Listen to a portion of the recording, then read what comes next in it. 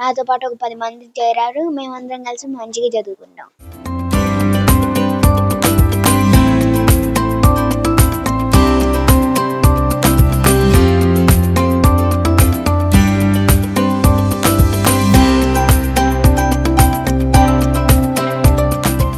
నాడు ఆ ప్రభుత్వ పాఠశాలలో ఒకే ఒక విద్యార్థిని, ఆ ఒక్క స్టూడెంటే ఏడాదంతా స్కూలుకి వచ్చి చదివింది. తనతో పాటు ఎవరూ లేకపోయినా ఉపాధ్యాయురాలి ప్రోత్సాహంతో బాగా చదువుకుంది. ప్రభుత్వ బడి మూసివేసే పరిస్థితి రాకూడదని ప్రభుత్వం కూడా ఆమె కోసమే పాఠశాలను నిర్వహించింది. ఇప్పుడు అదే స్కూలుకు మళ్లీ పూర్వవైభవం వచ్చింది. ఒక్క విద్యార్థి సంఖ్య కాస్త 12 మందికి చేరింది.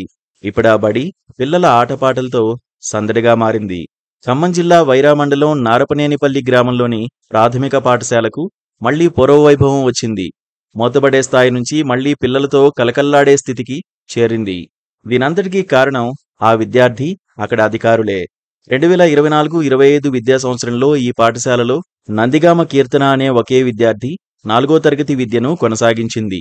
ఒక్క విద్యార్థి ఉన్నా పాఠశాలను నడిపించాలనే ప్రభుత్వ ఆదేశాలతో ఉపాధ్యాయురాలు ఉమాపావని బాలికకు ఏడాదిపాటు బోధించడంతో పాటు మధ్యాహ్న భోజనం సమకూర్చారు.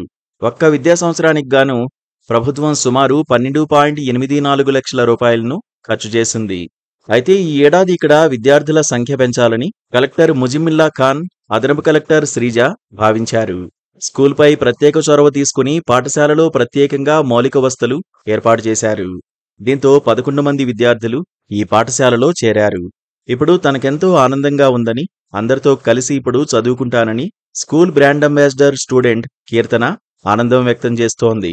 నా పేరు కీర్తన, మా మేడం పేరు మా పార్వతి. మా నార్పనేనిపల్లి గవర్నమెంట్ స్కూల్లో చదువుతున్నాను. ఇప్పుడు నేనేమో 5th క్లాస్ చదువుతున్నాను. అప్పుడైతే నేను 4th క్లాస్ చదివాను. మొన్న కలెక్టర్ గారు వచ్చి పెయింటింగ్ అవి వేసిన తర్వాత ఫెన్సింగ్ వైర్ పెట్టి, కోతులాగిన ఫెన్సింగ్ పెట్టి మళ్ళీ నా పెయింటింగ్ కూడా వేశారు. నాతో పాటు ఒక 10 మంది చేరారు. మేమందరం కలిసి మంచిగా చదువుకుంటాం. నాకు హ్యాపీగా ఉంది. గారికి ధన్యవాదాలు.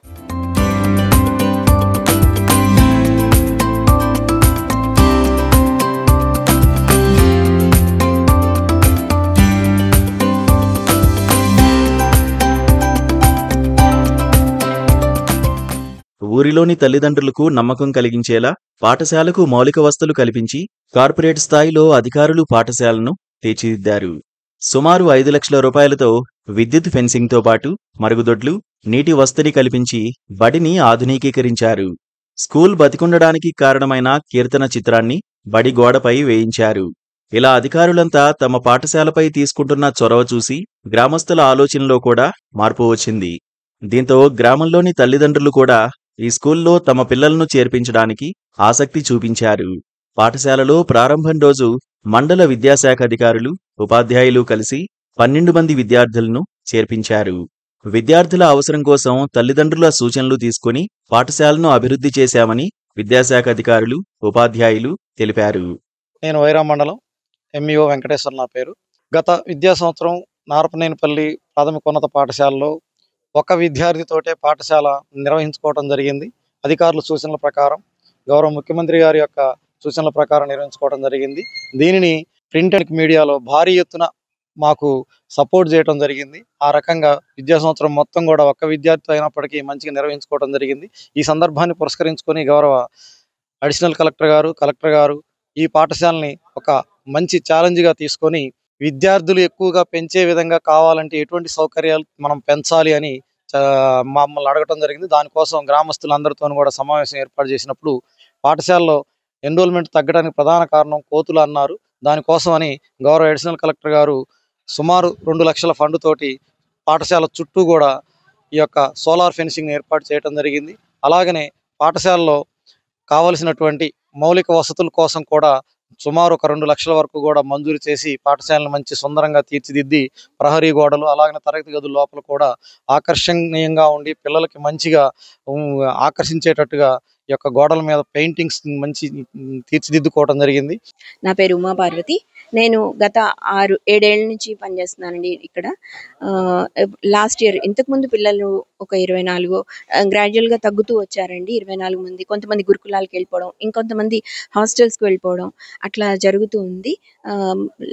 లాస్ట్ ఇయర్ మాత్రం ఒకే ఒక్క అమ్మాయి ఉండడం జరిగిందండి. ఆ అమ్మాయికి సార్ వేరే వెళ్ళమని చెప్పారు కానీ ఆ అమ్మాయి సోషల్ కండిషన్స్ బట్టి నేను ఇక్కడ ఉన్నాను, కంటిన్యూ చేశానండి. ఖచ్చితంగా చాలా సహకరించిందండి. అంటే అన్ని సౌకర్యాలను అంటే మిగతా స్కూల్స్కి ఎలాంటి సౌకర్యాలు ఇచ్చిందో అన్ని సౌకర్యాలని ఈ స్కూల్కి కల్పించింది. స్కావెంజర్ కావచ్చు, వంట మనిషిని కావచ్చు, లేకపోతే టీచర్ని ఒకళ్ళని అపాయింట్ చేయడం కావచ్చు, అట్లా ఒక్క అమ్మాయి అయినా కానీ అన్ని సౌకర్యాలని ఇవ్వడం జరిగింది. ఇందుకు ముఖ్యంగా గవర్నమెంట్ వారికి థ్యాంక్స్ చెప్తున్నానండి. స్కూళ్ళని నిలబెట్టాలని ఒక సంకల్పం గవర్నమెంట్ ఒక బృహత్తర కార్యక్రమం మొదలుపెట్టి మా స్కూల్తో ప్రారంభించడం, దాన్ని ఇంత బాగా ఎలివేట్ చేయడానికి సహకరించిన ఛానల్ వారికి నేను మరి కృతజ్ఞతలు చెప్తున్నాను. అలాగే ఊరు వారందరూ గౌరవ కలెక్టర్ గారు చెప్పినట్టుగా వారు హామీ ఇచ్చినట్టుగా ప్రతి ఏ సహకారం కావాలన్నా కూడా అందజేస్తామని చెప్పారు. దాన్ని ఊరి వారు ఉపయోగించుకోవాలని నేను కోరుకుంటున్నాను.